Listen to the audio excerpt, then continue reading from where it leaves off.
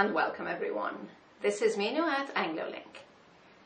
Today's video is about word order. That's the way that native speakers arrange their words in a sentence. By the end of the video, you will have a good understanding of how to sequence your words to construct an English sentence. This will help you in two ways. First of all, it will improve your listening comprehension because you will be able to predict what type of information is likely to be next in a sentence. It will also improve your own fluency because by learning the English word order, you will be able to stop thinking in your own language and translating word for word into English. Now, I've divided this lesson into two parts. In the first part, we're going to look at sentence structure, and in the second part, we're going to look at the position of adverbs, like usually, currently, sometimes, etc. So please remember to subscribe so we can let you know when the second part of the lesson is online. When you're ready, we can begin with the first part of this lesson on word order. Word order, part 1. In this part, we're going to focus on sentence structure. The most common order of the different elements of a sentence in English is who, what, where, when, how, and why. Who, what, where, when, how, and why. A sentence usually begins with who, that's a subject, followed by what, a verb. For example, John called, or the bus returned. Notice that the subject can be a person or a thing. Now, some verbs require an object. The object is also part of the what element, so make sure you keep the verb and its object together. Some verbs take a direct object. For example, John ate breakfast. The bus hit the tree. And some verbs take an indirect object. That's an object that comes after a preposition. For example, John spoke to Julie, or the bus collided with the tree. Now, once you have your basic structure with who and what, you can add the other elements in the following order: where, when, how, and why. Now, not every sentence will have all these four elements. There will be a selection of them in each sentence. Let's look at some examples. John called. When? Earlier. And why? To cancel his appointment. John ate breakfast. Where? On the train. When? This morning. And why? Because he was late. The bus returned. Where? To the station. Why? To drop off the passengers. The bus hit the tree. How? With great force.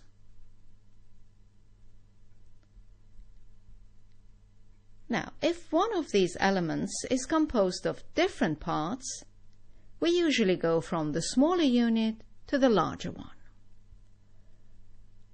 For example, if there are different elements of when, the conference started at 10 a.m. on Tuesday last week. the smaller element of when, time, at 10 a.m., day, on Tuesday, and then week, last week. If you have different elements of where, once again, we go from the smaller one to the larger one. They live in a flat, in a big city, in India. A flat, the city, and then the country. Right, there's a specific case I'd like to mention now. You may occasionally hear a sentence start with an element other than who. This happens when you want to emphasize that element, and remember that your voice should emphasize it as well. And in written form, you should separate that element from the sentence with a comma. Just make sure that there's a good reason for emphasizing the element that you're putting at the beginning of the sentence, or you will sound unnatural. Let's look at some examples. Let's start with putting where at the beginning of a sentence. If we look at one of our earlier examples, for example, John ate breakfast on the train this morning, and put the element of where, that is, on the train, at the start of this sentence, you will notice that it doesn't sound very natural. On the train, John ate breakfast this morning, because there's no reason to emphasize this element. It's unnatural. However, if we contrast on the train with another place, for example, at the office, then we have a good reason to put this element at the beginning of the sentence. On the train, John was fine, but at the office, he felt sick. Let's look at an example where we put when at the beginning of the sentence. We had a sentence earlier, John called earlier to cancel his appointment. Let's put the element when, that's earlier, at the start. Earlier, John called to cancel his appointment. Again, as there is no particular reason to stress when, it sounds unnatural. However, if we contrast the two times, for example, earlier with now, then we have a good reason to put the time at the start of our sentence. Earlier, John felt sick, but now he's all right. Let's have a look at putting the element how at the beginning of the sentence. Our original sentence was, the bus hit the tree with great force. Put the how at the beginning. With great force, the bus hit the tree, and it sounds unnatural.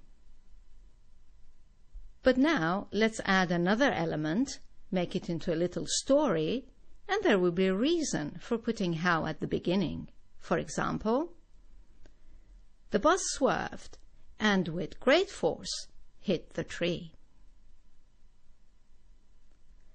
And then one final example, putting why at the beginning of the sentence. We had a sentence, the bus returned to the station to drop off the passengers. Let's move the element why to the beginning. To drop off the passengers, the bus returned to the station. Once again, it sounds unnatural. But now let's emphasize the reason a bit more. For example, to drop off the passengers safely, the bus returned to the station, and it sounds fine. So remember, you can start a sentence with another element than who, what, but you have to have a good reason for it. Right, it's time now to look at some common mistakes. The first common mistake is separating the who from the verb or the verb from the object. Let's look at an example. You hear, "We 2 years ago bought this car." Let's color the elements. And you notice immediately that the element when is in the wrong place. It has separated the who from the what. You must avoid this. So let's put it in the right place. We bought this car 2 years ago. Let's look at another example. Sam ate slowly his meal. This time, an element, how, has separated the verb from its object. Look at them in colors. Sam ate slowly his meal. Ate and his meal are both parts of the element what, and they should stay together. So let's move slowly to where it belongs. Sam ate his meal slowly. The second common mistake is mixing the order of where, when, how, and why. Let's look at some examples. We drove at the weekend to the seaside. If we bring the colors in, you will see immediately what's gone wrong. The where and the when are in the wrong place. The correct order is we drove to the seaside at the weekend. Let's look at another example. He goes by train to work. Once again, the where and the how have been switched. The correct order is he goes to work by train. Let's look at a third example. They contact everyone because it's easier by phone. If you look at the colors, you notice that the why has come before the how. So let's switch them. They contact everyone by phone because it's easier. And one final example. She went to town to post her letters this morning. What's gone wrong is that the why, once again, has come before the when. Let's put them in the right order. She went to town this morning to post her letters.